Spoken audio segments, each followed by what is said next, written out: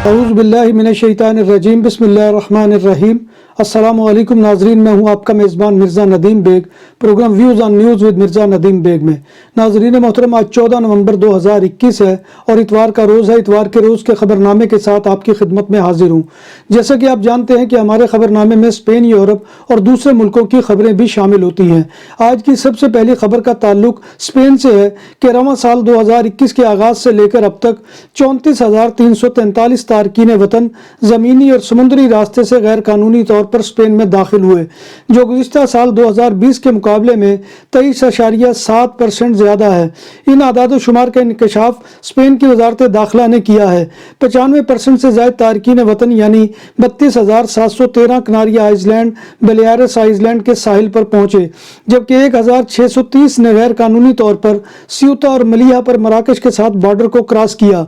Spain पहुंचने वाले ज़्यादातर कश्तियां कनारिया आइसलैंड पर पहुंची। रवा साल से पहुंचने वाली कश्तियों की तादाद 422 है। ये तादाद 2020 के पहले 10 महीनों के मुकाबले में 44.3% ज़्यादा है, जिनमें 16,827 तारकीन वतन सवार थे, जिनमें खवातीन और कम सिन बच्चे भी शामिल थे। स्पेनिश रेफ्यूजी एड कमीशन की सालाना रिपोर्ट के मुताबिक 2020 में यूरोपीय यूनियन में 4,71,270 अफराद ने असाइलम की दरखास्तें जमा कराई थी, जिनमें से 88,762 दरखास्तें स्पेन को मौसूल हुई थी। स्पेन में सियासी पनाह की दरखास्तें कबूल करने का रुझान बहुत कम है। 2019 में 1,18,264 अफराद ने सियासी पनाह यानी असाइलम के लिए दरखास्तें दी थी और सिर्फ 5.2% केसेस को पनाह गजीन का दर्जा दिया गया था। स्पेन के जजीरा कनारिया के इलाके लास पाल्मा में आतिश फशा के फटने वाले इलाके कुम्रे बेखा के मुतासरीन ने हुकूमत से माली इमदाद का मुतालबा कर दिया है।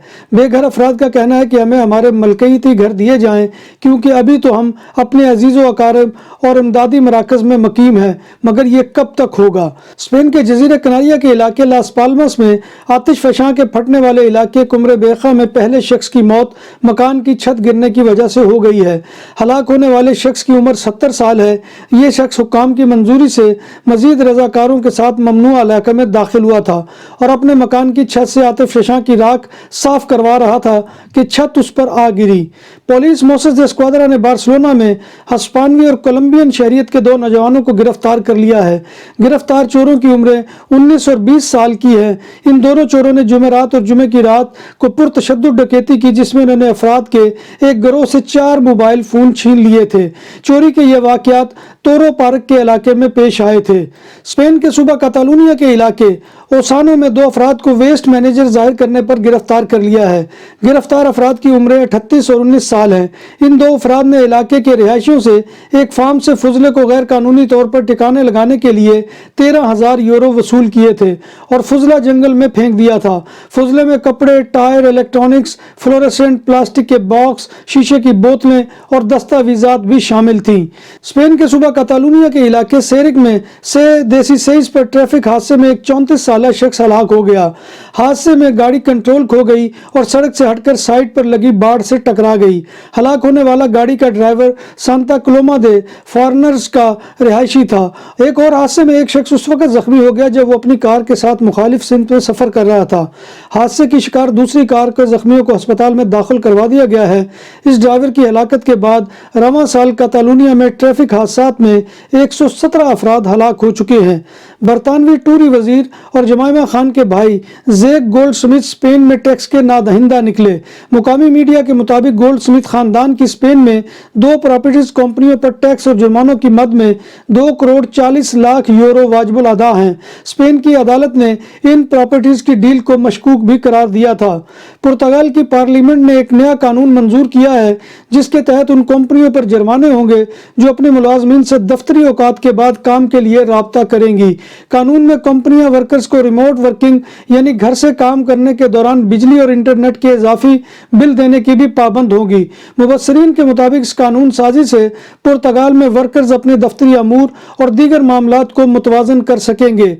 پولینڈ اور بیلاروس کی سرحد پر ہزاروں تارکین وطن کے بحران نے شدت اختیار کر لی ہے۔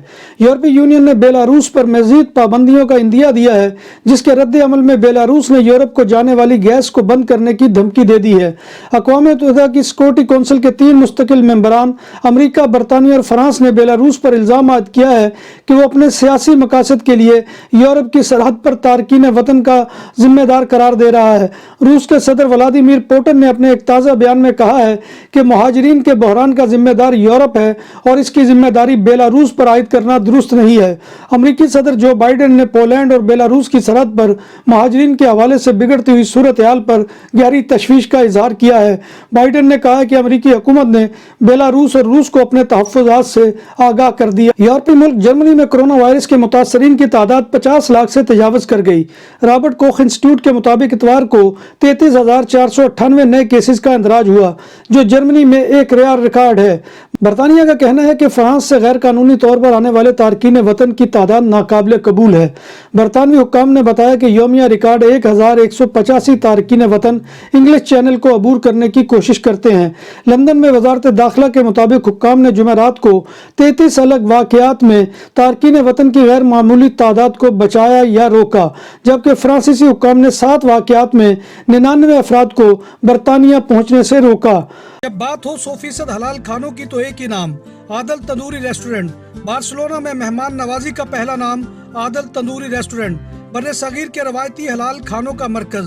گرل تندوری روسٹ، چکن اور مٹن ٹکا، سبزیاں اور تڑکے والی دالیں، رس ملائی اور فالودہ۔ قاری عبد الرحمن کی فخریہ پیشکش، غریب و امیر کے لیے۔ بارسلونا کے قلب میں واقع عادل تندوری ریسٹورنٹ کا یہ اشتہ نمبر 9 نزد دراسانہ ہاسپٹل، بارسلونا۔ ہالینڈ کے دارالحکومت دی ہیگ میں سینکڑوں افراد سڑکوں پر نکل آئے اور جزوی لاک ڈاؤن کے خلاف مظاہرہ کیا۔ پولیس اور مظاہرین میں جھڑپیں بھی ہوئی۔ مظاہرین نے پولیس پر پتھراؤ کیا۔ جواب میں پولیس اہلکاروں نے مظاہرین کو منتشر کرنے کے لیے واٹر کینن استعمال کی۔ متعدد مظاہرین کو گرفتار بھی کر لیا گیا ہے۔ بلغاریہ میں ہسپتال کے کرونا وارڈ میں آگ لگنے سے 3 مریض ہلاک ہو گئے۔ ذرائع کے مطابق ہلاک ہونے والے مریض کرونا میں مبتلا تھے اور ان کی عمریں 67، 70 اور 81 برس تھی۔ بیلجیم میں کرونا وائرس سے روزانہ کی بنیاد پر متاثر ہونے والوں کی تعداد 10,000 تک پہنچ گئی۔ ماہرین کے مطابق اس سے ملک میں کرونا کی چوتھی لہر مضبوط سامنے آنے کا اظہار ہو رہا ہے۔ 6 سے 12 نومبر کے دوران 200 سے زائد مریض روزانہ ہسپتال لائے گئے۔ سائنسدانوں کے جاری کردہ مزید اعداد و شمار کے مطابق 3 سے 9 نومبر کے درمیان کرونا وائرس کے باعث روزانہ 23 سے زائد افراد ہلاک بھی ہوئے ہیں۔ بیلجیم کے دارالحکومت برسلز میں ہونے والے غیر معمولی مظاہرے میں خواتین نے دھمکی دی ہے کہ اگر رات کے وقت بار یا ریسٹورنٹ پہ ان پر ہونے والے جنسی حملے نہ رکے تو وہ رات کو باہر نکلنا بند کر دیں گی۔ مظاہرے میں کئی خواتین نے شرکت کی۔ دکانوں اور سپر مارکیٹس میں سیکورٹی کیمروں اور کیش رجسٹرار کی خرید و فروخت اور انسٹالیشن کے لیے ہم سے رابطہ کریں۔ عمدہ سروس اور معیار ہماری پہچان۔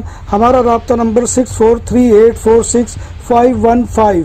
ذیابیطس کے عالمی دن 14 نومبر کی مناسبت سے عالمی تنظیم کے جاری کردہ اعداد و شمار کے مطابق دنیا بھر میں مرض کے پھیلاؤ کے بعد اس وقت ذیابیطس میں مبتلا افراد کی تعداد 50 کروڑ 50 لاکھ تک جا پہنچی ہے، جبکہ رواں سال کے اختتام تک اس سے 70 لاکھ اموات کا خدشہ ہے۔ ذیابیطس کے پھیلاؤ میں پاکستان دنیا میں سر فہرست آ چکا ہے، جہاں ہر 4 میں سے 1 شخص ذیابیطس کے ساتھ زندگی گزار رہا ہے، اور وہاں 2 سال میں مریضوں میں نمایاں تعداد میں اضافہ دیکھا گیا ہے۔ پاکستان میں 2021 میں اب تک ذیابیطس سے ملک میں 4 لاکھ سے زائد اموات ہو چکی ہیں۔ ناظرین محترم، یہ تھا آج کا خبرنامہ جو میں آپ کی خدمت میں لے کر حاضر ہوا تھا۔ امید ہے کہ آپ ہمارا یہ سیگمنٹ پسند کریں گے۔